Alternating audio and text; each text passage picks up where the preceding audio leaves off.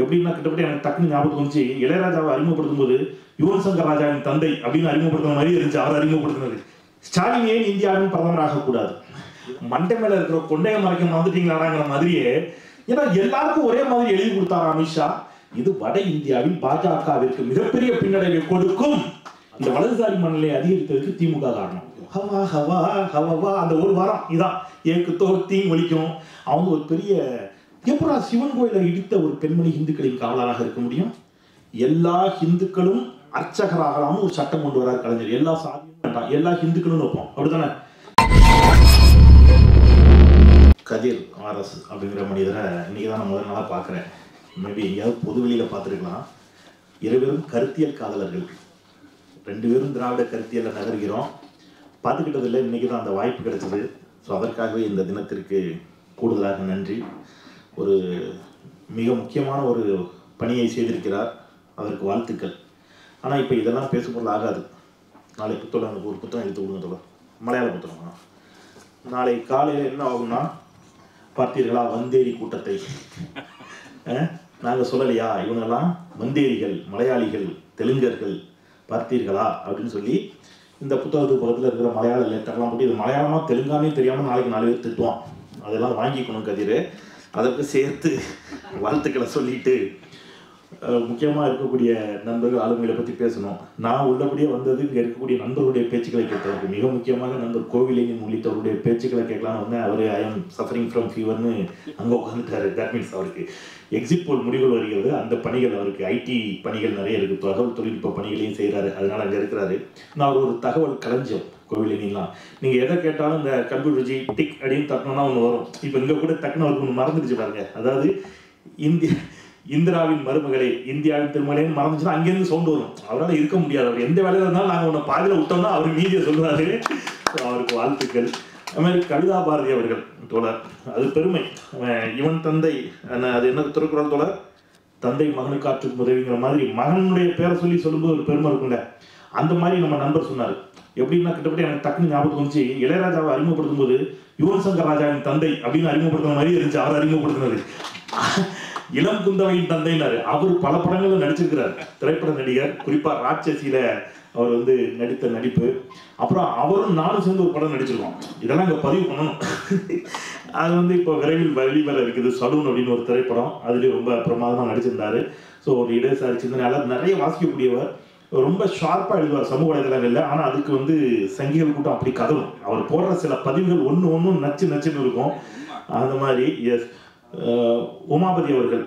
இது எப்படின்னா இடையில இப்போ சொன்னாங்க கமலஹாசன் அவர்களை என்ன சொன்னாங்க அப்படின்னா, இப்போ 2K கிட்ஸ் வந்து கமலஹாசன் எப்படி சொல்லணும்னா, பிக் பாஸ் அங்கிள் இவர் அப்படின்னு. அவர் எவ்வளோ படம் தான் நடிச்சிருக்கிறாரு, அவர் பிக் பாஸ் அங்கிள்ங்கிற மாதிரி. Umapathi senior journalist. பட் இப்போ இருக்கவங்களுக்கு அப்படி எப்படி ஆகிட்டாருன்னா இந்த யூடியூப்ல வருவாங்க அப்படிங்கிற மாதிரி. பட் எங்கே வந்தாலும் களம் மாறுகிறது. ஆனால் அவருடைய அந்த வீச்சு இருக்குல்ல, அவர் பேசக்கூடிய சர்வதேச அரசியல், அவர் வைக்கக்கூடிய வாதங்கள் இன்றைக்கு வந்து பல லட்சக்கணக்கான மக்களை வந்து போய் இந்த தகவல் தொழில்நுட்பத்தின் மூலம் கொண்டு சேர்ந்திருக்கிறார்கள். அவ்வளோ மகிழ்ச்சி. தம்பி இந்திராவை பாராட்டி ஆகணும், சொல்லி ஆகணும். ஏன்னா இன்னைக்கு ஊடக விவாதங்களில் சங்கிகளை தெரிவிக்க விடுறதுல அவன் வந்து அவ்வளோ முக்கியமான ஒரு இடத்துக்கு வந்துருக்கிறான். சமீபத்தில் இசையமைப்பாளர் ஜேம்ஸ் வசந்தன் தம்பி இந்திராவை பாராட்டி ஒரு பதிவு போட்டிருந்தாரு. எனக்கெல்லாம் எங்களை பாராட்டின மாதிரி அவ்வளோ ஒரு சந்தோஷம். ஏன்னா கருத்தியெல்லாம் எடுத்து ஒர்க் பண்ணி ஹோம்ஒர்க் பண்ணி பேசக்கூடிய இளைஞர்கள் நம் பக்கம் இருக்கிறார்கள் அப்படிங்கிறது ரொம்ப மகிழ்ச்சி. ஜாகீரை பற்றி பேசணும் அப்படின்னா, நீங்கள் பேர் ஜாகீர் ஹுசேன், ஆனால் அவர் வந்து ஆண்டாளை பற்றி பேசுகிறத நீங்கள் கேட்கணும். நான் ஒரு வாட்டி கேட்டேன், இது என்ன போய் உட்கார்ந்தோம் கடைச்சி போட்டு எனக்கும் கூப்பிட்றாரு மனுஷன் அப்படிங்கிற மாதிரி நானும் நண்பர் யுகபாரதி போனோம். ஆனால் அதை அவ்வளவு தெளிவாக அழகாக பேசினார். இதுதான் தமிழ்நாடு. ஜாகீர் ஹுசேனால ஆண்டாள பேச முடியுங்கிறது இருக்குல்ல, அதுதான் தமிழ்நாடு. ஸோ அனைவருக்கும் வணக்கம். வணக்கம். ஒரு பிரேக்கிங் நியூஸோட ஆரம்பிக்கலாம்னு வைக்கிறேன். நீங்கள்லாம் நம்ம புத்தகம் பேசுகிறோம், என்ன வச்சிருக்கிறோம், ஸ்டாலின் ஏன் இந்தியாவின் பிரதமராக கூடாது. இதை நம்ம பேசிக்கொண்டிருக்கின்ற பொழுது தேர்தலுக்கு பிந்தைய கருத்து கணிப்புகள் வெளியாகி கொண்டிருக்கின்றன. அதுதான் கோயிலெல்லாம் உட்காந்து பார்த்துட்டு இருக்கிறாங்க. அந்த கருத்து கணிப்புகள் ஒன்று சொல்லியிருக்குது. இப்போ அதுதான் இப்போ பிரேக்கிங் நியூஸ். கருத்து கணிப்பு எல்லாரும் தனித்தனியாக தான் நடத்திருக்காங்க. கருத்து கணிப்பு அதை நீங்கள் நம்பணும். நம்பாதான் ரத்தம் வெக்கி சாவம், சரியா? அதை நீங்கள் நம்பணும். ஆனால் தனித்தனியாக நடத்தின கருத்து கணிப்புகளை பற்றி இப்போ நான் சொல்கிறேன். NDTV-னுடைய கருத்து கணிப்பு பாஜகவுக்கு 371 இடங்கள், இந்தியா கூட்டணிக்கு 125 இடங்கள். சார் நியூசெக்ஸ் இவனும் தனியாக தான் நடத்தியிருக்கான். பாஜகவுக்கு அதே 371 இடங்கள், இந்தியா கூட்டணிக்கு அதே 125 இடங்கள். அப்புறம் இந்தியா நியூஸ் அதுவும் அதே பாஜகவுக்கு 371 இடம், இந்தியா கூட்டணிக்கு 125 இடம். என்ன மண்டை மேல இருக்கிற கொண்டைய மறைக்க வந்துட்டீங்களாங்கிற மாதிரியே. ஏன்னா எல்லாருக்கும் ஒரே மாதிரி எழுதி கொடுத்தாரா அமித்ஷா? எல்லாருக்கும் எழுதி கொடுத்தது எல்லாரும் ஒரே மாதிரி போடுறீங்களா அப்படிங்கிற கேள்வி இருக்குல்ல. இது இதை விட நியூஸ் ஜேல ஒரு கருத்து கணிப்பு போயிட்டு இருக்கு. அது 26 சீட்டு அதிமுக ஜெயிக்குன்னு போட்டுட்டு இருக்கான். தம்பி சேஷாத்திரி நார்வேல இருக்கிறான் நம்ம தம்பி ஒருத்தன், அவன் அதை எடுத்து போட்டு எழுதுறான். டேய் ஆனாலும் ஐயோ பாண்டா எடப்பாடி பழனிசாமி இன்னுமாலும் அவரை ஏமாத்திட்டு இருக்கீங்க, 2 நாள்ல ரிசல்ட் வரப்போகுது, அவன் 26 சீட்டு அதிமுகன்னு போடுறான். ஸோ இப்படியாக இன்றைக்கு இருக்கக்கூடிய ஒரு சூழலை நம்ம இதை பேசிட்டு இருக்கோம். அதாவது மீண்டும் பாஜக ஆட்சி அமைக்கும் என்பது போல கருத்து கணிப்பு முடிவுகள் வந்து கொண்டிருக்கக்கூடிய சூழலில் நாம் எதை பேசிக்கிட்டு இருக்கோம்? ஸ்டாலின் ஏன் பிரதமராக கூடாது அப்படிங்கிறத பத்தி பேசிக்கிட்டு இருக்கோம். இப்போ மீண்டும் பாஜக ஆட்சிக்கு வந்துருமா சார்? என்ன அது வருது வராமல் போது அது வேற. ஆனா இப்போ அது வருமா வரலாதாங்கிறது நல்ல பிரச்சனை. அது வர வேண்டுமா வரக்கூடாதாங்கிறதான் கேள்வி. வர வேண்டுமா வரக்கூடாதாங்கிற கேள்விக்கு எல்லோருமே ஒருமித்த பதிலும் அது வரக்கூடாது அப்படிங்கிறதாகத்தான் இருக்கும். இப்போ நம்ம எல்லாரும் எதிர்பார்த்த மாதிரியே அந்த கருத்து கணிப்பு முடிவுகள் எப்படி சொல்லிக்கிட்டு இருக்குது அப்படின்னு கேட்டீங்கன்னா, வட இந்தியாவில் பாஜகவிற்கு கணிசமான இடங்களை குறைத்து விடுகிறார்கள் இந்த கருத்து கணிப்புல. இதைத்தான் பிரசாந்த் கிஷோர் கடைசி 1 மாசமா சொல்லிக்கிட்டே இருந்தார். என்ன சொன்னாரு? கடைசி 1 மாசமா பாஜகவுக்கு 50-60 இடம் குறையும், ஆனா அதை தென்னிந்தியாவில் பாஜக எடுக்குனாரு. இப்போ வர்ற கருத்து கணிப்பு ஃபுல் ஸ்வீப் கொடுக்குறான். ஆந்திராவில் ஃபுல்லா பாஜக, கர்நாடகாவில் ஃபுல்லா பாஜக கொடுத்துட்டான், தமிழ்நாட்டிலே 3-4 சீட்டு கொடுத்துருக்கான். எங்க வர போறாங்கன்னு தெரியல. அப்போ இப்படியாக ஒரு கருத்து கணிப்பை நடத்தி மக்களினுடைய மனநிலையை பாஜக தாங்கள் மீண்டும் ஆட்சிக்கு வருவோம் என்பது போன்ற ஒரு சூழலுக்கு நகர்த்தி கொண்டிருக்கிறது. இது ஒரு பேர் ஆபத்து. நம்ம ஜனநாயகத்துல இதைத்தான் நான் இன்னைக்கு பேசணும்னு நினைக்கிறேன். பேசிட்டு நிச்சயமா கலைஞரை பற்றி சில செய்திகளை பேசணும்னு நினைக்கிறேன். இந்த தேர்தல் மற்ற தேர்தல்களை போல நடந்துச்சானா நிச்சயமா இல்லை. நீங்க கடந்த வாரம் நான் தமிழ் கேள்வியில ஒரு வீடியோ போட்டிருந்தேன். 2019 தேர்தலில் 1 சீட்டு 2 சீட்டு இல்லை, 76 இடங்கள்ல நண்பர்களே, மொத்தம் 76 இடங்கள்ல பாஜகவோட வெற்றி வித்தியாசம் எவ்வளவு தெரியுமா? ஒரு நாடாளுமன்ற தேர்தல் எவ்வளவு ஓட்டுல வித்தியாசம் இருக்கும்? ஒரு நாடாளுமன்ற தேர்தல், பஞ்சாயத்து போர்டு தேர்தல் அல்ல, ஒரு நாடாளுமன்ற தேர்தல் 6 சட்டமன்ற தொகுதியில உள்ளடக்கிய தேர்தல்ல உத்தரப்பிரதேசத்துல ஒரு தொகுதியில வெறும் 181 ஓட்டு வித்தியாசத்துல பாஜக ஜெயிச்சிருக்கு. வெறும் 181 ஓட்டு. 1000, 1400, 1800, 4000, 5000 இப்படி 76 தொகுதிகளில் பாஜக வெற்றி பெற்றிருக்கிறது. அப்போ போன வாட்டியே பாஜக தோக்க வேண்டியது, சரியான கூட்டணி அமையாத காரணத்தினால் அது தப்பி போனது. இந்த முறை இதை உணர்ந்த நம்முடைய தமிழ்நாடு முதலமைச்சர் மாண்புமிகு முத்துவேல் கருணாநிதி ஸ்டாலின் அவர்கள் எதிர்க்கட்சிகளை மிகச்சிறப்பாக ஓரணியில் திரட்டி இருக்கிறார். இது வட இந்தியாவில் பாஜகவிற்கு மிகப்பெரிய பின்னடைவை கொடுக்கும். அது உறுதி. அந்த உறுதி அவர்களுக்கு தெரிந்த பிறகுதான் அவன் எங்க நகர்றான்னா ஒப்பீனியனை மேக் பண்றான். தொடக்கத்திலிருந்தே இல்லை, பாஜக மீண்டும் வெற்றி பெறும், மீண்டும் வெற்றி பெறும், மீண்டும் வெற்றி பெறும் என்ற ஒரு எண்ணத்தை ஏற்படுத்தி அந்த எண்ணத்திற்கு வலு சேர்ப்பது போல. இதை ஏன் நான் இன்னைக்கு சொல்றேன்னா ரொம்ப முக்கியம். ஒருவேளை 4ஆம் தேதி இது நடந்தால் தோழர்கள் இதைத்தான் எதிர்வினையாக ஆற்ற வேண்டும். ஒருவேளை மீண்டும் ஒரு அசம்பாவிதம் நிகழ்ந்து பாஜக வெற்றி பெற்றால் அந்த வெற்றி எப்படியான வெற்றியாக இருக்கும் என்பதை நாம் புரிந்து கொள்ளணும். அந்த வெற்றி எப்படியான வெற்றியாக இருக்கும் என்றால், இந்திய வரலாற்றில் இதுவரை இல்லாத அளவிற்கு தேர்தல் அறிவிக்கப்படுவதற்கு சில வாரங்களுக்கு முன்பு ஒரு தலைமை தேர்தல் ஆணையர் ராஜினாமா செய்தார். அப்படி ராஜினாமா செய்ய வைக்கப்பட்டு அமித்ஷாவுக்கு கீழ் வேலை பார்க்கப்பட்ட ஒரு செயலாளர் தேர்தல் ஆணையராக நியமிக்கப்பட்டு, தேர்தல் ஆணையர்கள் நியமனத்தில் உச்சநீதிமன்ற நீதிபதிக்கு இடமில்லை என்று அவரை வெளியேற்றி சட்ட திருத்தம் கொண்டு வந்து 1 கோடிக்கும் அதிகமான வாக்குகள் 4 கட்ட தேர்தலிலேயே பதிவாகி இருக்கிறது என்பதை ஆதாரப்பூர்வமாக நிரூபித்து 1 கோடிக்கு அதிகமான வாக்குகள், 1 கோடிக்கு அதிகமான வாக்குகள், தேர்தல் ஆணையம் முதல்ல சொன்ன கணக்குக்கும் 2வது சொல்ற கணக்குக்கும் 1 கோடி வாக்குகள் வித்தியாசம் இருக்கிறது. இப்படி 1 கோடிக்கும் அதிகமான வாக்குகள் 4 கட்ட தேர்தல், இப்ப 7 கட்ட தேர்தல் எவ்வளவுன்னு தெரியாது. இவ்வளவுக்கு பிறகு 16 வயசு பையன் ஒருத்தன் போய் பொத்தான பொத்துன்னு அமுக்கி ஓட்டு போட்டு அதை இன்ஸ்டாகிராம்ல போடுறான் வட இந்தியா பாஜகவுக்கு. இப்படி ஒவ்வொரு வட இந்தியாவிலும் தேர்தல் ஆணையத்தின் துணை கொண்டு கள்ள ஓட்டுக்களை அவ்வளவு சிறப்பாக போட்டு இது எல்லாத்தையும் பண்ணி மதவெறியை தூண்டி இத்தனையையும் செய்து ஒருவேளை பாஜக இன்னைக்கு சொல்ற கருத்து கணிப்புகளின் மூலமாக ஒரு ஒப்பீனியனை மேக் பண்ணி பாஜக ஒருவேளை வெற்றி பெற்றால் அது பாஜகவின் வெற்றி அல்ல தோழர்களே, அது ஜனநாயகத்தின் மிகப்பெரிய தோல்வி. இதுதான் இன்னைக்கு நம்ம பேச போற. நீங்க 4ஆம் தேதிக்கு பிறகு தமிழ்நாட்டினுடைய அரசியல் என்னவாக இருக்க போகிறது? 4ஆம் தேதிக்கு பிறகு இந்திய அரசியல் என்னவாக இருக்க போகிறது? அது மிக முக்கியமான ஒன்று. இப்ப இந்த இடத்திலிருந்து இந்த புத்தக வெளியீட்டு விழாவை நாம பார்க்கணும் அப்படின்னு நினைக்கிறேன். ஒரு வலதுசாரி மனநிலை தமிழ்நாட்டில் பரவி கொண்டிருக்கிறது, தமிழ்நாட்டிலும் பரவுகிறது. நான் தேர்தல் பரப்புரைக்காக 12 ஊர்களுக்கு போயிருந்தேன். வலதுசாரி மனநிலை நீங்க பிஜேபி டைரக்டா நினைக்காங்க. வலதுசாரி மனநிலைனா என்ன? இல்லையா உங்க தாத்தாவுக்கு செருப்பு போடாம இந்த தேர்தல் நடக்க வச்சாண்டா அப்படின்னா அவன் ஏத்துக்க மறுக்கிறான். அதெல்லாம் கிடையாது, எங்க தாத்தா ராஜராஜ சோழன் வாரிசுங்கிறான். நம்ம மறுக்கிறான். டேய் தோல்ச்சியில போறதுக்கு போராட்டம் நடத்தணும்னா அதெல்லாம் கிடையாதுங்கிறான். வலதுசாரி மனநிலை எங்கிருந்து அதிகம்? டேய் இன்னைக்கு எப்படி படிச்சு வந்திருக்க தெரியுமா? இதுக்கு திராவிட கட்சிகள் என்ன செஞ்சிருந்துன்னா அதை ஏத்துக்க அவனுக்கு மனநிலை இல்லை. இந்த வலதுசாரி மனநிலை ஏன் தமிழ்நாட்டில் அதிகரித்ததுன்னா, நான் சொன்னா நீங்க ஆச்சரியப்படுவீங்க. ஒருவேளை யூடியூப்ல நாளைக்கு இது தம்பனையில் ஆயிடும். தம்பனையில வச்சு மட்டும் திட்டுவாங்க 10 பேர். இந்த வலதுசாரி மனநிலை அதிகரித்ததுக்கு திமுக காரணம். அது என்னன்னா திமுக எப்ப வலதுசாரி மனநிலை அதிகரிச்சது காரணம்னா, திமுகவினுடைய சிறப்பான திட்டங்களால் பொருளாதார ரீதியாக இங்கே ஒவ்வொரு குடும்பமும் முன்னேறி இருக்கிறது, வளர்ந்திருக்கிறது. பொருளாதார ரீதியாக அவன் கொஞ்சம் வளர்ந்த உடனே அவன் வலதுசாரியா மாற ஆரம்பிச்சான். இவனை பீகார் மாதிரி யூபி மாதிரி வச்சிருந்தா இவன் என்னவா இருந்திருப்பான்?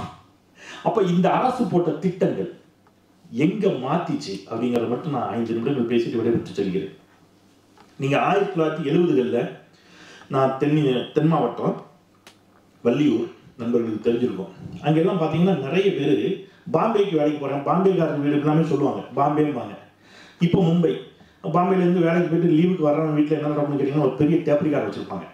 அதில் வந்து ஹிந்தி பாட்டாக ஒழிக்கும், ஹவா ஹவா ஹவா. அந்த ஒரு வாரம் இதான் ஏக்கு தோ தீங் ஒழிக்கும். அவங்க ஒரு பெரிய டர்க்கி டவல் போட்டுப்பான், செருப்பு போட்டு கிடப்பான். நாங்கள் அப்போ செருப்பு போட மாட்டோம். நான் சொல்கிறது 80களில். அவன் மட்டும் செருப்பு போட்டு ரோட்டில் வழியாக போய் வெளியில் கிணத்துக்கு போய் குளிக்க போகணும். கையில் சிகரெட் இருக்கும், இங்கே எல்லாரும் பீடி குடிச்சிருப்பான், அவனுக்கு மட்டும் சிகரெட் இருக்கும். அப்போ சோப்பு டப்பா கையில் வச்சு குளிக்க போவான். நாங்கள்லாம் இதெல்லாம் வித்தியாசமாக பண்ணோம். சோப்பு போட்டு குளிக்கிறாங்க, அது லக்ஸ் சோப்பு. இப்படிலாம் இருக்கும்னு வைங்க. என்னன்னா அங்கே வந்து இட்லி கடை வச்சிருப்பாங்க, பெப்சிக்கு மேலே வேலை பார்ப்பாங்க. இங்கே வந்து வறுமை. 70களில் தமிழ்நாட்டில் பஞ்சம், உமாவதி சாருக்கெல்லாம் தெரிஞ்சிருக்கும். அப்போ முத்தமிழர் டாக்டர் கலைஞர் பேரறிஞர் அண்ணாவின் மறைவிற்கு பிறகு முதலமைச்சராக பதவியேற்கிறார். இந்த தமிழ்நாட்டுடைய கிராஃப் எப்படி விரிஞ்சுது அப்படிங்கிற நண்பர்கள் புரிந்து கொள்ள வேண்டும். ஓகே, முதல் பிரச்சனை பஞ்சம். இதை எப்படி சமாளிக்கிறது? உணவு உற்பத்தி. உணவு உற்பத்திக்கு என்ன செய்யறது? நிலங்கள் எல்லாம் பெரும் பெரும் பண்ணையாளர்கள்ட்ட இருக்கு. நில சீர்திருத்த சட்டத்தில் அவர் வந்து ஒரு திருத்தம் கொண்டு வருகிறார். அந்த திருத்தத்தின் வாயிலாக ஏராளமான நிலங்கள் நிலமற்ற ஏழை விவசாயிகளுக்கு பகிர்ந்தளிக்கப்படுகிறது. இந்தியாவில் முதல் முறையாக அதற்கு வித்திட்டவர் முத்தமிழர் டாக்டர் கலைஞர் என்பதை இந்த தலைமுறை நன்றியோடு நினைவு கூறணும். அப்ப நிலங்கள் பகிர்ந்தளிக்கப்பட்டு விட்டது. அடுத்தது உற்பத்தியை பெருக்கணும். உற்பத்தி எப்படி பெருக்கிறது? நீர்ப்பாசனம். நீர்ப்பாசனம் என்னென்ன மாதிரியான நீர்ப்பாசனம் இருக்குது? ஒன்று மானாவாரி பூமி, வானம் பார்த்த பூமி, ரைட். அது வந்து ஆற்று நீர்ப்பாசனம் அல்லது குளற்றி நீர்ப்பாசனம் அல்லது கிணற்று நீர்ப்பாசனம். இதான நீர்ப்பாசனங்கள். அப்போ ஆற்று நீர்ப்பாசனம் அதை எப்படி பண்றது? அணைகள் கட்டணும். நான் வந்து வந்தவாசியில் ஒரு கல்லூரியில் பேசினேன். கோவிலின் தோற்ற கூட இதை பற்றி சொல்லிட்டு இருந்தேன் ஒரு நாள். அந்த கல்லூரியில் மாபெரும் தமிழ் கனவுன்னு ஒரு நிகழ்வு. அந்த நிகழ்வுக்கு போயிருக்கிறேன். ஒரு 3000 ஸ்டூடெண்ட் உட்காந்துருக்கான். அப்போ நான் கற்பனையாக ஒரு கதையை அவன்கிட்ட சொல்கிறேன். எனக்கு வந்து இன்னைக்கு காலையில் உங்கள் ஊரில் ஒரு இளைஞன் என்னை நிப்பாட்டி கேட்டான், ஐயா நீங்கள் பேசுறதெல்லாம் நாங்கள் யூடியூப்ல பார்க்குறோம், ரொம்ப நல்லா இருக்கு. ஆனால் உங்கள் மனசாட்சியில் கை வச்சு சொல்லுங்க ஐயா. சொல்லு தம்பி, நீங்கள் கை வைங்க ஐயா. சொல்லு தம்பி, பெருந்தலைவர் காமராஜருக்கு பிறகு இந்த மண்ணை ஆட்சி செய்த யாரையும் ஒருவராவது ஒரு அணை கட்டாவது கட்டியது உண்டா அப்படின்னு அந்த இளைஞன். சரிடா, கரெக்டு தான், காலங்காலத்தில் ஒன்றை சிக்கியிருக்கேன் அப்படின்னு. ஆமாம் தம்பி, கெட்டலை தம்பிட்டு வந்துட்டேன். இதை அந்த இளைஞர்கிட்ட சொல்கிறேன். இந்த இளைஞன் இப்படி கேட்டான், என் மனசாட்சி என்ன உளிக்கிடுச்சு. அந்த இளைஞனுக்கு ஒரு கைத்தட்டுங்க அப்படின்னு எல்லாரும் கைத்தட்டுறான். சரி நீங்கள் சொல்லுங்கள், பெருந்தலைவர் காமராஜருக்கு பிறகு இந்த மண்ணை ஆட்சி செய்த ஒருவராக ஒரு அணைக்கட்டாவது கட்டியது உண்டானா? எல்லாரும் இல்லைன்ட்டான். சரி, ரைட், இப்போ நம்ம சப்ஜெக்டுக்கு போவோம் அப்படின்ட்டு உங்களிடம் 3 கேள்விகள் எழுப்புகிறேன். 2 கடினமான கேள்விகள், ஒரு எளிதான கேள்வி. 2 கடினமான கேள்விகளில் முதல் கேள்வி, உலகின் மிக நீளமான சுவர் எது அப்படின்னு எல்லாரும் சொல்றான், சீன பெருஞ்சுவர்.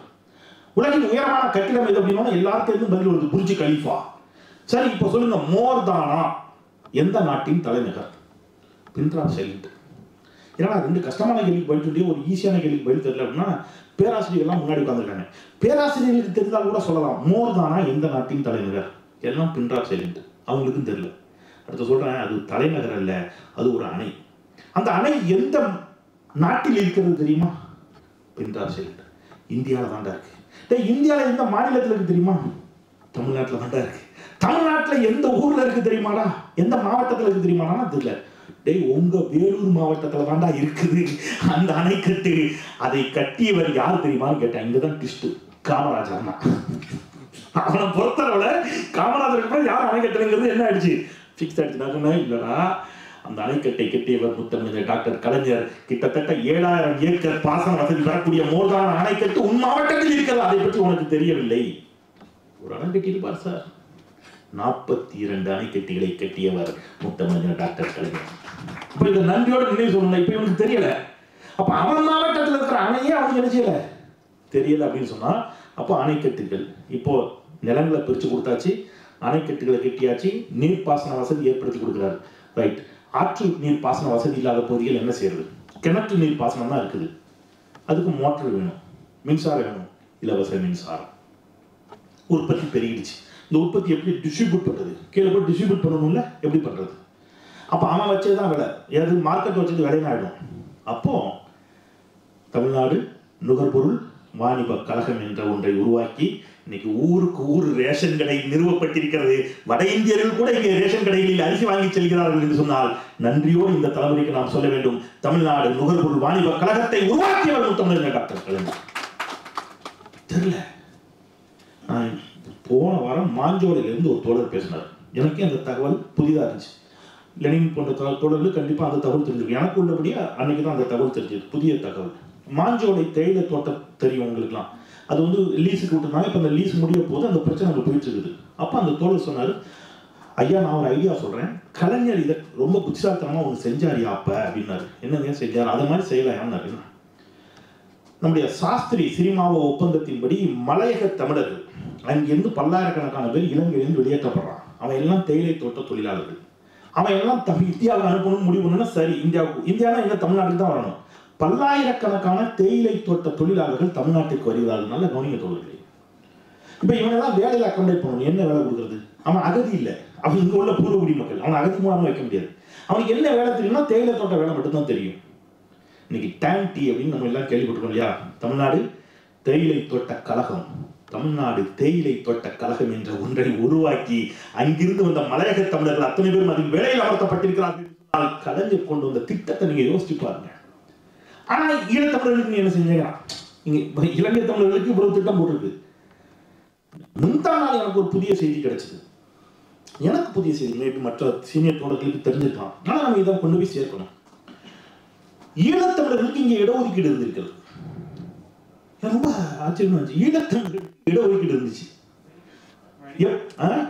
மெடிக்கல்ல, இன்ஜினியரிங்ல எல்லாத்துக்கும். எப்ப அது பறிபோச்சு? ஈழத்தாய் ஜெயலலிதா ஆட்சியிலன்னு சொல்லணும் தோழர். இல்லைன்னா உங்க மேல வந்து தமிழ் தேசிய தோழர்கள் என்ன செய்வாங்க, கோபுரம். ஈழத்தாய் செல்வி ஜெயலலிதா அவர்கள் ஆட்சியில 91 தூக்கிட்டு சென்னம்மா. திருப்பி 96 வந்த பிறகு மீண்டும் முத்தமிழர் டாக்டர் கலைஞர் ஈழத்தமிழர்களுக்கு இடஒதுக்கீடு கொடுத்து வயது வரம்பிலும் விலக்கு கொடுக்கிறார். அதன் பிறகு உருவான மருத்துவர்களும் பொறியாளர்களும் ஏராளமான பேர். எங்கிருந்து? அகதிகள் முகாம் இருந்து.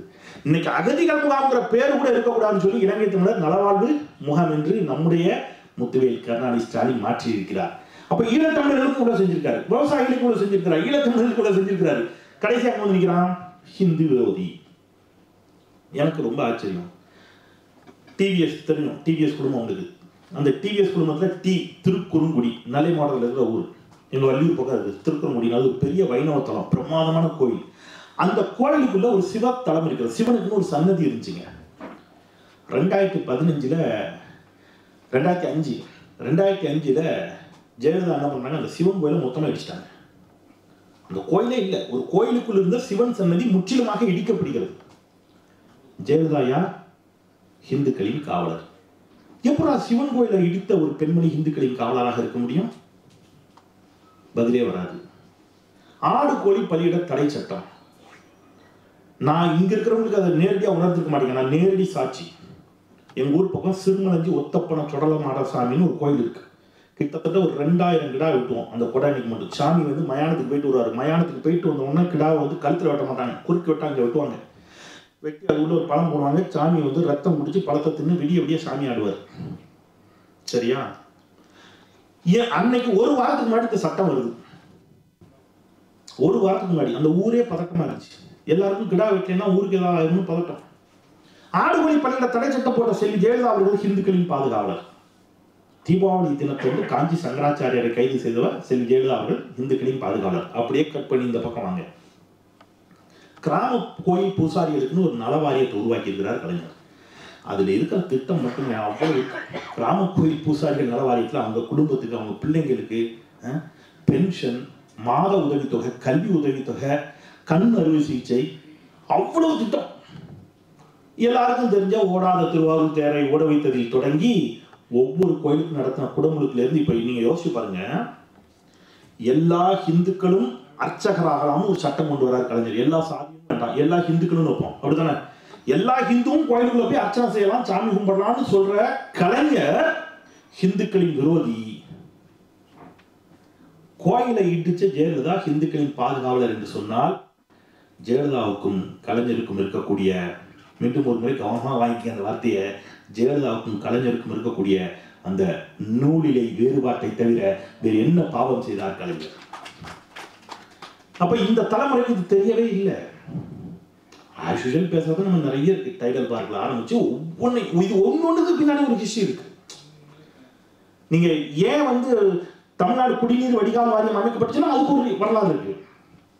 ஒருவருக்கு நரம்பு சலவை நோய் வருது, அதை பார்க்கிறாரு, ஏன் இந்த நோய்ங்கிறாரு, தண்ணியால பரவுதுன்னு கட்சிக்காரர் சொல்றாரு. தண்ணியால பரவுதா? ஏன் தண்ணியால பரவுது? சுகாதாரமற்ற குடிநீர். அப்பெல்லாம் கிணத்துல எடுப்போம். நான் சைக்கிள் எடுத்துருக்கேன், குடம் போட்டு கயிறு போட்டு. இந்த காலத்து பிள்ளைங்களுக்கு அப்படி தெரிய வச்சாது. அப்போல்லாம் படத்துல எல்லாம் ஒரு டைலாக் வரும் தெரியுமா, உன்னை தண்ணி இல்லாத காட்டுக்கு மாத்திடுவேன். இப்ப அப்படி ஏதாவது தண்ணி இல்லாத காட்டுன்னு தமிழ்நாட்டில் இருக்குதா? வட இந்தியாவில் இன்னமும் இருக்கிறது. தண்ணி இல்லாத காடு இல்லாமல் தமிழ்நாட்டை ஆக்கிய பெருமை முத்தமிழர் டாக்டர் கலைஞரை தவிர வேறு யாருக்கு செய்யும் இல்லையா?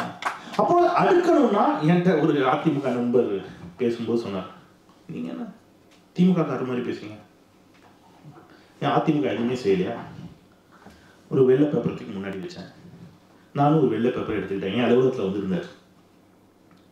எனக்கு யார் என்ன செஞ்சிருந்தாலும் நான் பாராட்டுறதுல எனக்கு மாற்றுக்கிறது இல்லை. பேனா வச்சுக்கங்க, பேப்பர் வச்சுக்கங்க. ஒரு 15 நிமிடம் டைம் எடுத்து போகிறோம் 2 பேரும். அதிமுக ஆட்சி காலத்தில் போடப்பட்ட திட்டங்களை நீங்கள் வரிசையாக எழுதுங்க. திமுக ஆட்சி காலத்தில் போடப்பட்ட திட்டங்களை நான் வரிசையாக எழுதுறேன். 15 நிமிடம் கழித்து அதிகமான திட்டங்கள் யார் போட்டிருக்கான்னு நம்ம பார்த்து ஒரு முடிவுக்கு வருவோம். எம்ஜிஆரும் செல்வி ஜெயலலிதாவும் ஏராளமான திட்டங்களை தந்திருந்தால் எனக்கு அதில் வாழ்த்துறதுல எந்த மாற்று கருத்தும் இல்லை. சரி எழுதுங்க அப்படின்ட்டு நான் எழுத ஆரம்பிக்கிறேன். அவர் சத்துணவு அப்படின்னு ஒன்று எழுதுறாரு. ஓகே, சத்துணவு. நான் இங்கே அடுத்தது ஒன்று எழுதியாச்சு. அடுத்தது எழுதுங்க அப்படிங்கிறேன். பேனா அப்படியே இருக்கு. சத்துணவு அப்புறம் தோட ஐயா, அது சத்துணவுக்கு அப்புறம் வேற என்ன, நீ தான் எழுதணும், நீ தானே சொன்ன எழுது. சத்துணவோட வண்டி நிற்குது. நான் ஒரு 4-5 எழுதிட்டேன். எழுதிட்டு வரிசை எழுதுறேன். சமத்துவ போகிறோம், உழவர் சொந்த, மினி பஸ்ஸு இல்லையா, குடிசை மாற்று வாரியம். அதை விடுங்க, பிச்சைக்காரன் எவங்க ஓட்டு போட போறான்? உலகத்தில் இப்படி ஒரு தலைமை யோசிச்சுட்டு போறான். நிறைய பேர் சொல்றாங்க வாக்கு வங்கி அரசியலை செய்தார் கலைஞர். பிச்சைக்காரன் எவனுக்குடா ஓட்டு வங்கி இருக்குது, எவன்டா ஓட்டு போட போறான்? அவனுக்கு ஓட்டர் ஐடி இருக்கா? ஐடி இருக்கா? முதல்ல பிச்சைக்காரர்கள் நலவாரியம் என்ற ஒன்றை உருவாக்கினார் கலைஞர் என்று சொன்னார். விளிம்பிலும் விளிம்பு நிலை மக்களை பற்றி மட்டுமே அவர் சிந்தித்துக் கொண்டிருந்தார் என்பதற்கு இதை விட வேற என்ன சான்று உண்டு இல்லையா? இதெல்லாம் எழுதுறேன். வண்டி அங்கேயே நிற்குது. சொன்னேன், இப்ப தெரியுதா நான் எழுதிட்டேன்ல. நீங்க இது எல்லாத்தையும் நம்ம மணிக்கணக்கா பேச முடியும், ஆனால் சமூகம் அதை ஏற்றுக்கொள்ளக்கூடிய ஒரு மனநிலையில் இல்லை. இந்த ஒன்று சொல்லிட்டு நான் நிறைவு செஞ்சிடறேன்.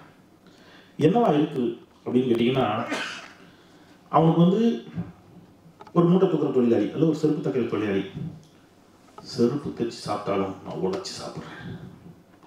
இது ஒரு உளவியல் சிக்கல். அவனை அங்கேயே வச்சிருக்க வேண்டிய சிக்கல். இப்படி ஒரு 4 படம் வரும். எம்ஜிஆரோ மற்ற நடிகர்களோ இப்படி ஒரு படம் எடுப்பாங்க. மூட்டை தூக்கி சாப்பிட்டாலும் நான் உழைச்சி சாப்பிட்றேன் அப்படியே வச்சிருப்பாங்க. கலைஞர் அது பண்ண மாட்டார். நீ ஏன் செருப்பே தைச்சிட்டு இருக்க, உன் பையன் அடுத்த கட்டத்துக்கு போக வேண்டாமா, அதுக்கு நான் ஒரு திட்டம் போடுறேன் அப்படின்னு அவனை மாற்றி விட்டுருவார். மாற்றி வந்தவன் என்ன பண்ணுவான்னு கேட்டிங்கன்னா, மூட்டை தூக்கிட்டு இருந்திருப்பான். அவன் மாறி வந்துருவான். மேலே வந்ததுக்கப்புறம் அவன் கேட்குற முதல் கேள்வி, கலைஞர் என்ன செய்தார்? இப்போ அவன் உளவியலா என்னவா இருக்கான்னு கேட்டிங்கன்னா, மூட்டை மாதிரி ஒன்றை தூக்குற மாதிரி நடிச்ச எம்ஜிஆரை கொண்டாடுறது அவனுக்கு என்ன இல்லை, எந்த பிரச்சனையும் இல்லை. நீ ஏன்டா மூட்டை தூக்கிட்டு இருக்கேன்னு போய் ஒருத்தர் கேள்வி கேட்டு அவனை மாத்துறாருல, அவரை ஏற்றுக்கொள்ளக்கூடிய மனநிலை சமூகத்தில் இல்லை. அப்போ இந்த சிக்கல்களை நம்ம திருப்பி திருப்பி திருப்பி திருப்பி போய், நீங்க எல்லாரும் கோயிலுக்குள்ள வா, அவர் கடவுள் இல்லைன்னு சொன்னாலும் பெரியார் எல்லாரும் கோயிலுக்குள்ள வரணும்னு தான் விரும்பினாரு. எல்லாரும் கோவிலுக்குள் வர வேண்டும் என்று சொன்ன பெரியார் ஹிந்து விரோதியா போயிட்டார். இவன் தான் வரணும்னு சொன்னோன்னே ஹிந்துக்களின் பாதுகாப்புன்னு சொல்லக்கூடிய இந்த முரண் இருக்குல்ல, இது சமூகத்தில் இன்னமும் அதிகமாக வளர்ந்திருக்கிறது. இந்த வலதுசாரி மனநிலை வளரக்கூடிய இந்த காலகட்டத்தில் நாம கலைஞருடைய திட்டங்களை அடுத்த தலைமுறை கொண்டு போய் சேர்த்தே ஆகணும். இப்போ கூட அமைச்சர் அவர்களோடு பேசுகின்ற பொழுது அவர்கிட்ட சில திட்டங்களை சொல்லும்போது இதெல்லாம் சொன்னோம். என்னன்னா, தொடர் இதெல்லாம் செய்யணும், என்ன செய்யலாம் அப்படிங்கும்போது கலைஞர் நூற்றாண்டு விழா வருகிறது. பள்ளி கல்லூரி மாணவர்களுக்கு ஒரு சுற்றுலா ஏற்பாடு பண்ணுங்க. கற்போம் கலைஞரை, கலைஞர் செய்த திட்டங்களை எல்லாம் கூட்டு போய் நேரில் காட்டுங்க. சென்னைக்கு வரட்டும். டேய், இந்த ஜெமினி பிரிட்ஜ் எந்த வருஷம் கட்டினாரு தெரியுமாடா அவரு, நிப்பாட்டி காட்டுங்க. கத்திப்பாரா பிரிட்ஜ் மாதிரி ஒன்று இந்தியாவில் வேறு எங்கேயாவது இருக்குதாடா, எப்போ கட்டினாரு காட்டுங்க. மெட்ரோ ரயில் வந்ததால் எவ்வளவு பேர் பயனடைகிறார்கள், மெட்ரோவை கூட்டு போய் காட்டுங்க. தலைமைச் செயலகத்தை கூட்டு போய் காட்டுங்க. அண்ணா நூற்றாண்டு நூலகத்தை போய் காட்டுங்க. சிட்டிக்குள்ள, சென்னைக்குள்ள அடுக்குமாடி குடியிருப்புகளில் வசிக்கக்கூடிய உழைக்கும் மக்களை காட்டி, இந்த அடுக்குமாடி குடியிருப்புகள் குடிசை மாற்று வாரியத்தின் கீழ் கட்டி கொடுக்கப்பட்டது, குடிசை மாற்று வாரியம் எவ்வாறு உருவாக்கப்பட்டது என்ற வரலாற்றை அவனுக்கு சொல்லிக் கொடுங்க. கலைஞர் கட்டிய 42 அணைக்கட்டிலையும் அவன் கூட்டு போய் காட்டாட்டாலும் காட்ட வாய்ப்பு இருக்கக்கூடிய அணைக்கட்டுகள் எல்லாம் கூட்டு போய் காட்டுங்க. டைடல் பார்க்க கூட்டு போய் காட்டுங்க. இதெல்லாம் காட்டி இது எல்லாம் கலைஞரால் கொண்டு வரப்பட்டது என்று ஒரு கல்வி சுற்றுலாவாக அதை மாற்றுங்கள். இளைஞர்களுக்கு, பள்ளி கல்லூரி மாணவர்களுக்கு நேரில் கூட்டு போய் காட்டிட்டு வாங்க. இல்லைன்னா அவனுக்கு அடுத்த தலைமுறையில் இது எதுவுமே மறந்துடும், எதுவுமே தெரியாது, அப்படி ஒரு சூழலுக்கு தள்ளப்படும் அப்படிங்கிற ஒரு திட்டத்தை சொன்னோம். நல்லா இருக்குது. கல்வி அமைச்சரும் வரட்டும், நம்ம பேசுவோம்னு சொல்லியிருக்கிறார். ஸோ அதுக்கான வேலைகளை செஞ்சுக்கிட்டு இருக்கிறோம். சாத்தியப்பட்டால் மகிழ்ச்சி அப்படின்னு எடுத்துக்கொள்வோம். எனவே நாம் தொடர்ந்து இந்த இயக்கங்களுடைய சாதனைகளை, கலைஞர் செய்த அவருடைய பல்வேறு சாதனைகளை அடுத்த தலைமுறைக்கு கடத்தி கொண்டே இருப்போம் என்று சொல்லி நல்ல வாய்ப்புக்கு நன்றி பாராட்டி விடைபெறுகின்றேன். நன்றி.